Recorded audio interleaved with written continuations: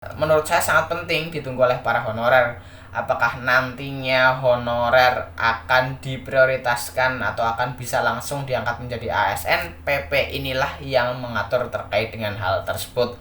Assalamualaikum warahmatullahi wabarakatuh. Kembali lagi di channel Marsha Subiakto.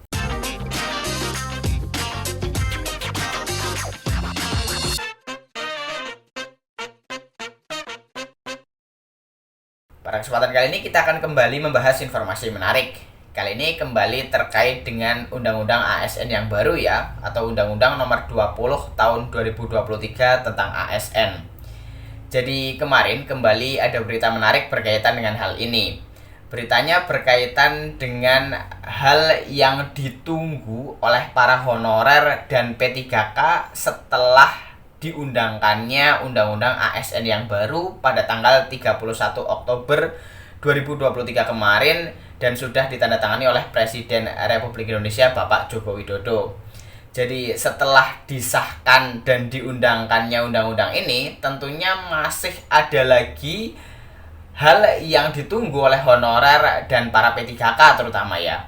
Karena hanya dengan undang-undang ini tentunya belum cukup untuk dieksekusi. Jadi harus ada peraturan pemerintah atau aturan turunan yang mengatur berkaitan dengan banyak hal terkait dengan honorer dan P3K.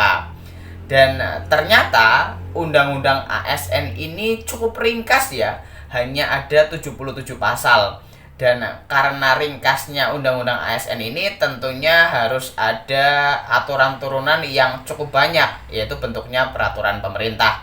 Nanti kita akan coba lihat peraturan pemerintah apa saja yang harus dibuat oleh pemerintah tentunya untuk bisa dieksekusi atau dilaksanakan terkait dengan bagaimana pengelolaan honorer dan P3K. Nanti kita akan coba lihat beritanya. Tetapi sebelumnya, kembali lagi saya ingatkan, tidak bosan-bosan bagi teman-teman yang tertarik ingin membeli buku sebagai bentuk persiapan teman-teman menghadapi seleksi CASN, baik itu CPNS maupun P3K di tahun 2023 ini, teman-teman bisa cek link yang ada di deskripsi video ini. Pada deskripsi video ini sudah saya taruh link yang bisa mengantarkan teman-teman mendapatkan buku yang bagus, buku yang tentunya saya rekomendasikan untuk belajar menghadapi seleksi CASN di tahun 2023 ini. Semoga teman-teman diberikan kemudahan dan kelancaran sehingga di tahun 2023 ini teman-teman bisa diberi kesempatan untuk menjadi ASN. Dan langsung saja kali ini kita akan coba lihat beritanya, hal yang paling ditunggu-tunggu oleh para honorer dan P3K setelah terbitnya Undang-Undang ASN yang baru. Bagi yang penasaran, simak terus. Oke, bismillahirrahmanirrahim, langsung saja kita mulai. Jadi inilah berita berkaitan hal yang ditunggu oleh para honorer dan P3K ya. Diberitakan oleh cpnn.com, judulnya Undang-Undang 20 2023 ringkas tetapi butuh banyak PP atau peraturan pemerintah. Ini yang ditunggu honorer. Kita coba bacakan ya. Undang-Undang Nomor 20 Tahun 2023 tentang Aparatur Sipil Negara tergolong ringkas, setidaknya dibandingkan Undang-Undang Nomor 5 Tahun 2014 yang mengatur hal yang sama. Undang-Undang Nomor 20 Tahun 2023 yang diteken Presiden Jokowi pada 31 Oktober 2023 terdiri dari 14 bab dan 77 pasal. Adapun Undang-Undang ASN sebelumnya yakni Undang-Undang Nomor 5 Tahun 2014 terdiri dari 141 pasal. Setengahnya berarti ya.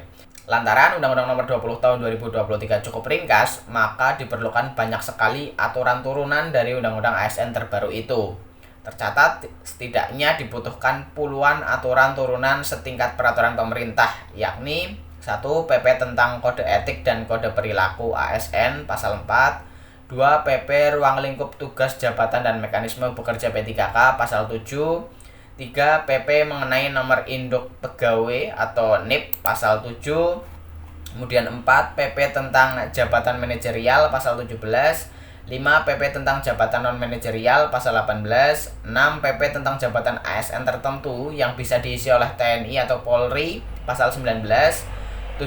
PP tentang pengisian jabatan TNI atau Polri yang bisa diisi ASN pasal 20, 8. PP tentang jaminan pensiun dan jaminan hari tua ASN pasal 22, 9. PP tentang jaminan sosial ASN pasal 23, 10 PP tentang hak dan kewajiban pegawai ASN pasal 25, 11 PP tugas dan fungsi pemerintahan pasal 26, Kemudian 12 PP Manajemen ASN pasal 28, 13 PP tentang pejabat yang berwenang mengusulkan pengangkatan, pemindahan dan pemberhentian ASN pasal 29, 14 PP Perencanaan Kebutuhan Pegawai ASN pasal 33, 15 PP tentang kriteria pengisian jabatan manajerial dan non manajerial dari P3K pasal 34, 16 PP tentang pengadaan pegawai ASN pasal 38, 17 PP tentang pengelolaan kinerja ASN pasal 45, 18 PP pengembangan talenta dan karir ASN pasal 48,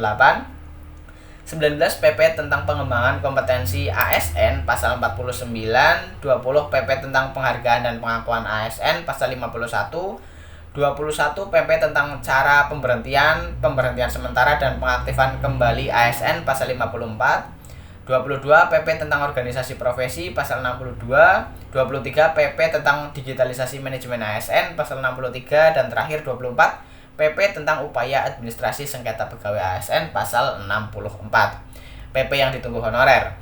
Dari sejumlah PP turunan Undang-Undang Nomor 20 Tahun 2023, setidaknya ada 2 PP yang ditunggu para honorer karena berkaitan langsung dengan nasib mereka. Pertama, PP Manajemen ASN. Pasal 28 Undang-Undang Nomor 20 Tahun 2023. 1. Penerapan manajemen ASN yang bekerja di instansi pemerintah disesuaikan dengan karakteristik kelembagaan masing-masing. 2. Ketentuan lebih lanjut mengenai manajemen ASN diatur dalam peraturan pemerintah. Pasal 31 Undang-Undang Nomor 20 Tahun 2023. Manajemen ASN minimal terdiri atas A. Perencanaan kebutuhan, B. Pengadaan, C. Penguatan budaya kerja dan citra institusi, D. Pengelolaan kinerja. Kemudian E. Pengembangan talenta dan karir, F. Pengembangan kompetensi, G. Pemberian penghargaan dan pengakuan, dan H. Pemberhentian. Kedua, PP Pengadaan Pegawai ASN. Pasal 38 Undang-Undang Nomor 20 Tahun 2023 menyatakan ketentuan lebih lanjut mengenai pengadaan pegawai ASN diatur dalam peraturan pemerintah. Jadi itulah ya 2 PP yang setidaknya ditunggu oleh para honorer terutama ya, yaitu berkaitan dengan PP Manajemen ASN dan PP Pengadaan Pegawai ASN. Bagaimana pengelolaan terkait dengan ASN yang diatur dalam PP Manajemen ASN tentunya ditunggu oleh para honorer dan P3K terutama ya. Kemudian untuk PP Pengadaan Pegawai ASN ini yang menurut saya sangat penting ditunggu oleh para honorer. Apakah nantinya honorer akan diprioritaskan atau akan bisa langsung diangkat menjadi ASN? PP inilah yang mengatur terkait dengan hal tersebut. Jadi semoga secepatnya PP-PP yang nantinya akan mengatur terkait dengan bagaimana pengelolaan ASN bisa segera dikeluarkan, dan kejelasan terkait bagaimana masa depan honorer bisa terjawab melalui PP-PP tersebut. Jadi mungkin itu informasi yang bisa disampaikan pada kesempatan kali ini. Jika ada tanggapan atau pertanyaan, silahkan tinggalkan di kolom komentar. Terima kasih, mohon maaf bila ada kesalahan. Wassalamualaikum warahmatullahi wabarakatuh.